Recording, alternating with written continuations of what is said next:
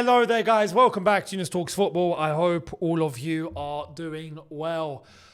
Man, I'm happy and also gutted at the same time. I'm really proud and really happy and really relieved and also just, proud, right? But I'm also like, oh, man, flipping hell. Why? Because, let's be honest, it's like I said in that preview. Everyone that was trying to show loads of chest and everyone that was trying to come out and show that, we're just going to carve straight through this Chelsea team, they're nothing, right? It's going to be a cakewalk. Well, really wasn't, was it? You see, this is the thing. We already knew this. But one thing I can guarantee, right? And Arsenal, good game. But take this with you on your way out. We know, and you know, 11v11, we would have had you. 11v11, we would have taken 3 points tonight. Easily. I can say that with chest. And everyone that watched the game knows that's exactly what would have happened. That red card changed everything. And that's why I'm feeling a little bit, damn it. Because we've not beaten Arsenal at the Bridge since 2018. And we've not beaten Arsenal in 5 years. And as of right now, the result still is we haven't beaten Arsenal. But considering the circumstance, having gone down to a red card, having gone down to 10 men, in the 36th minute, I think it was. When was the red card? Let me just go and double check. The 38th. Well, it was given in the 38th. The foul was made in like the 35th or something. If it wasn't for that, and we kept up the momentum and the tempo that we were going at, which we would have, because everything was strategic and everything was tactical and everyone was putting in a shift, and we were moving in a certain way, creating chances, and Arsenal weren't. If we just kept going, we would have put the ball in the net. I mean, so much so, even with 10 we did. Just saying. Even with 10 we went 1-0 up. Then it's about trying to defend. And when you're defending, and you're down to 10 men, and you're playing Arsenal, who are good in the air, what do you think can happen? The fact that Marino found that extra bit of space is everything you need to know. 11v11, Arsenal would be walking out of this ground with nothing tonight. And that's also what makes me look at this Chelsea team and makes me feel proud. Because even last year, definitely the 2 years before that, we would have probably lost 4-0. Hands down. If we go down to 10 men over the last few years, we go down to 10 men against Arsenal like this, we're getting battered 4-0. We would have capitulated. Everyone was locked in. Again, we expected this, we knew this, but everyone was switched on. Tactically, the shape was fantastic. Everything was there. The players were super tight, loads of pressure, loads of physicality. Overall, everyone putting in a shift. Tactically, physically, mentally. Everything on point. So much so, even starting the game, like I did say, the lineup was basically what I said in the preview, except we had Neto starting on the left. And I questioned in the preview yesterday, how does Neto start this game? And I left it to you guys. And loads of you in the comments gave me your theories. And there was a few of you that did say put him on the left. Well, you got it right. Neto starting on the left instead of Garnacho. Everything else was basically as expected. And like I mentioned, I believe that was the case because of the way Arsenal play, and that in tight spaces, you do need some technicality. Arsenal defensively, they're a lot more compact, they're a lot more deeper. They're not Barcelona with a high line. So we are going to take the game to them. Esteval's having fun. Let's be honest. Calafiori couldn't really handle him. But there were a couple of chances made from Esteval. There was that right-hand side was looking lethal. Esteval, 2 chances. One, he really should have done better on.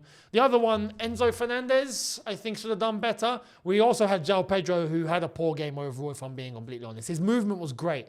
But when he was on the ball, making the decision to shoot, take the player on, he just fumbles. He just fumbled it almost every single time, or took that extra touch. There was one opportunity, Enzo with the flick on. João Pedro takes it. He manages to have the one touch that he needs, and he has a clear shot on goal. Takes one more touch, gets cut off, gets tackled. Those moments before the red card could have sent us up 1-0, could have changed the game. Yeah? Could have set us up to go on and probably win 2 or 3. Just like the Barca game. Yeah? Mentally, we would have been just all over him. And then the red card. Now, I think at the start of the game, in that first half specifically, I think there was challenges there that Anthony Taylor somehow gave a yellow for that I don't understand. Cucurella, for example, takes the ball from Saka, yellow card. Why? Because it's a slide tackle. But he took the ball, but it's a yellow. I don't understand. The intention was the ball. He took the ball. Now, to go in for a slide tackle and just not touch the opposing player is a fugazi. It doesn't exist. You're going to make contact. But I took the ball. I want the ball. I went for the ball. I took the ball. He gives a yellow. I don't understand. So we're just not going to slide tackle anymore, according to this referee, according to Anthony Taylor. Anyway, but the red card, complete correct decision. Caicedo, I have to pick my words carefully here because he's not, I don't want to call him an idiot. He's not an idiot. But he was way too rash. Why are you doing that? You know, there was no need. You're going to go in for a challenge. You do not need to have your leg that high up. He went stud straight to the ankle. Why? Go for the foot. Just keep it low. There's no need to make a challenge that reckless. There just isn't. You know? You want to time it and go for the ball, but don't go for the ankle, my friend. You don't need to. He had it high. It was pretty high going in low, straight into the ankle. That did not need to be done.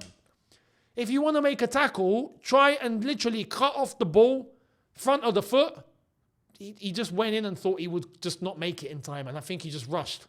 And he mistimed it completely because the ball was gone. But then he still went in and got the ankle. It's a red. It studs to the ankle. It's a red. It's a clear red.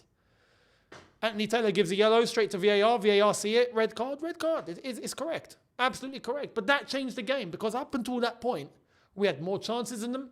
We were moving the ball better than them. They weren't getting a sniff in. Defensively, we were swiping everything up. Literally, the centre-backs and Rob Sanchez, who I thought had a tremendous game today. Big up to Robert Sanchez tonight. I thought he was fantastic. Every sense of the word. So Sanchez, respect. Today, there was one point when he made that save where he literally went down like a cat. I don't know how that reflection, that reflex, right? That reaction time was unbelievable. Just bosh, he's straight down. I'm like, flipping hell. That close to calling him my keeper. Yeah, I've not done that for him yet. You keep this up, mate. You will. So, Sanchez, phenomenal. But Arsenal weren't doing anything. We had them at bay. And it wasn't Arsenal not trying or Arsenal just defending. They weren't. They weren't moving the ball. We just kept taking it off them. It worked. The setup was clean. We weren't conceding set pieces to them. They didn't have a corner up until when we had one. Everything was beautiful in terms of stopping Arsenal. Tactically, I thought Maresca had it nailed on. That red card, all of a sudden now, Arsenal have extra space.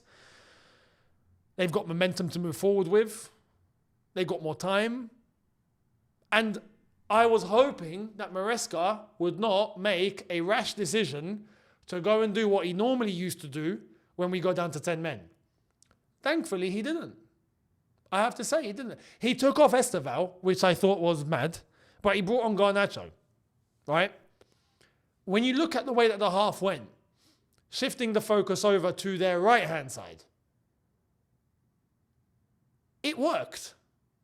Considering we're down to 10 men, it did work. This is also why we couldn't bring Palmer on. Some people are going to look and go, why did Cole Palmer not play?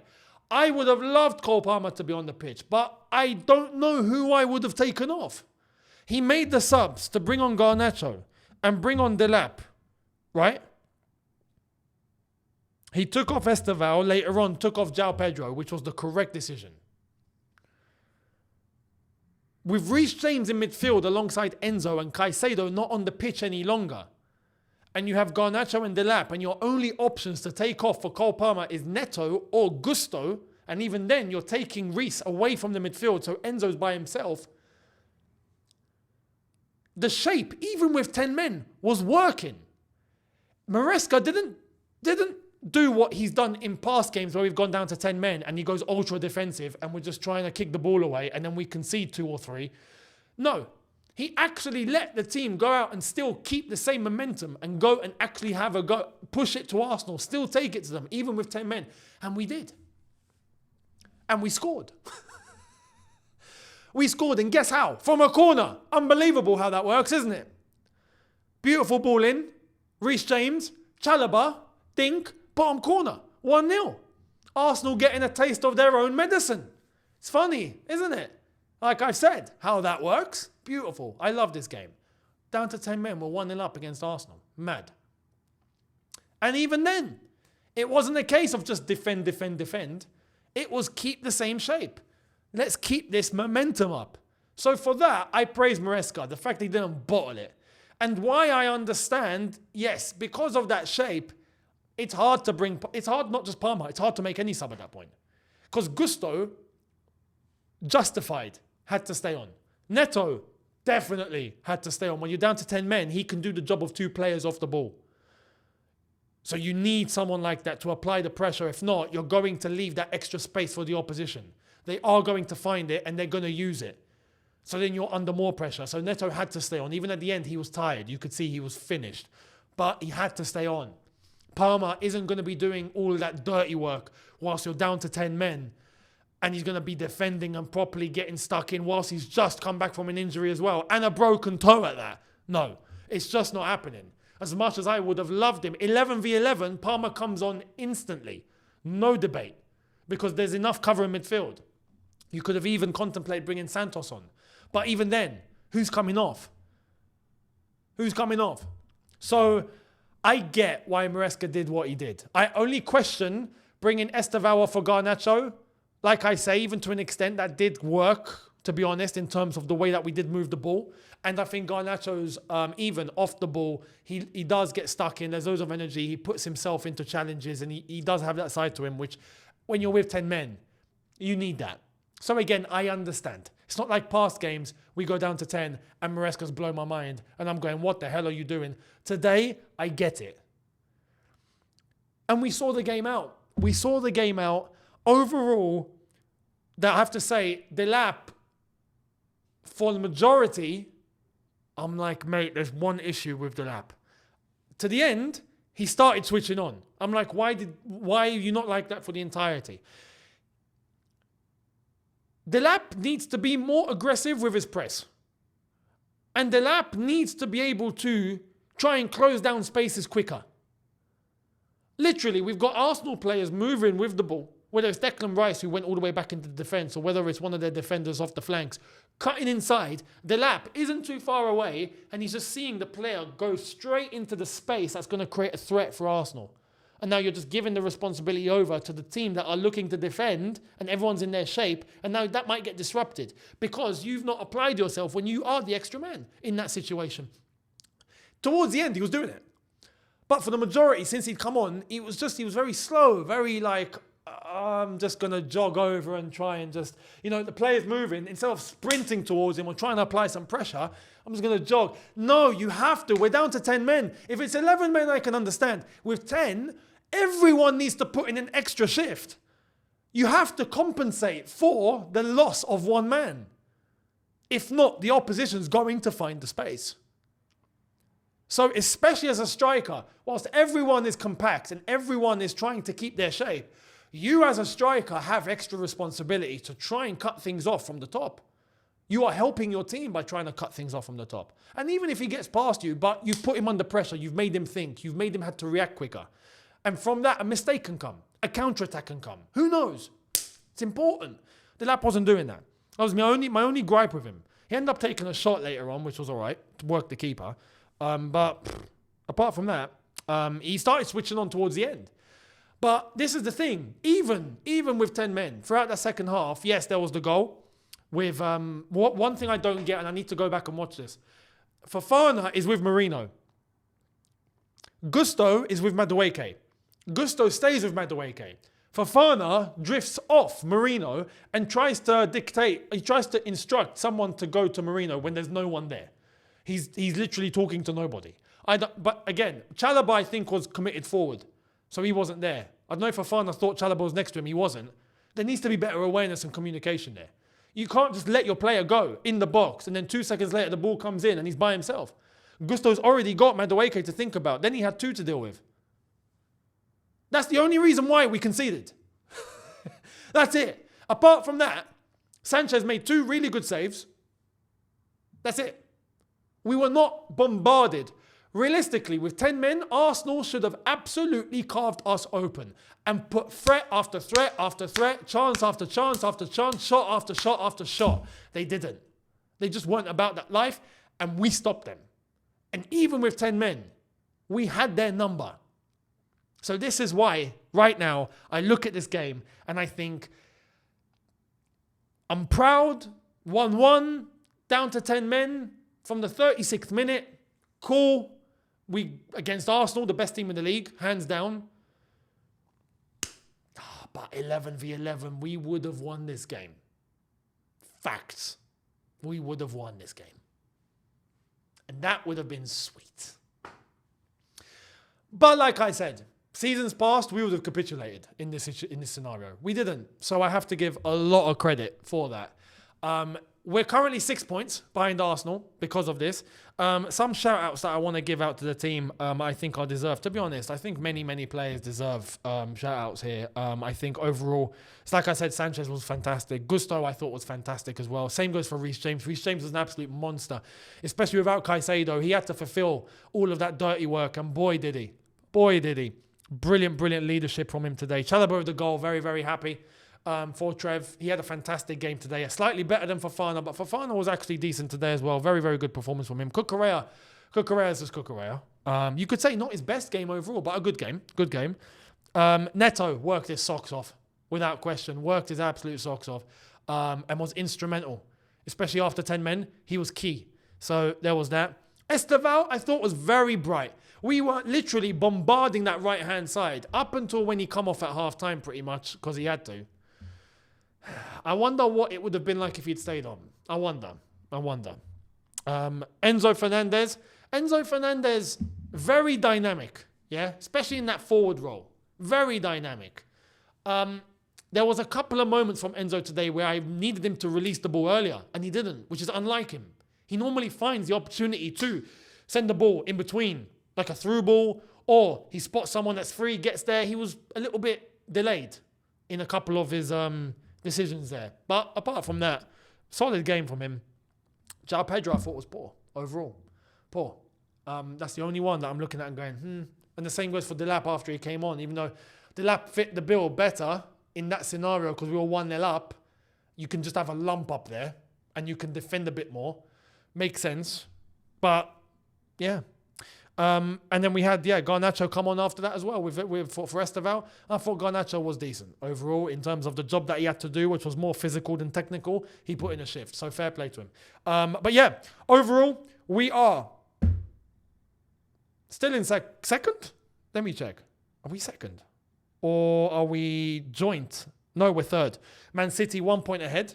We're 24. Man City on 25. Arsenal on 30. So it's a 6-point gap from us to Arsenal, which is, like I said, considering the circumstances, it could have been much worse. With 10 men for most of the game, I'll take it. I'm just grateful it's not 9 points. 9 points would have been a write-off at this point, if I'm being honest. So there's still something to fight for here. So we go on. But, proud of the boys. Good performance overall. Decent. And we'll go from there.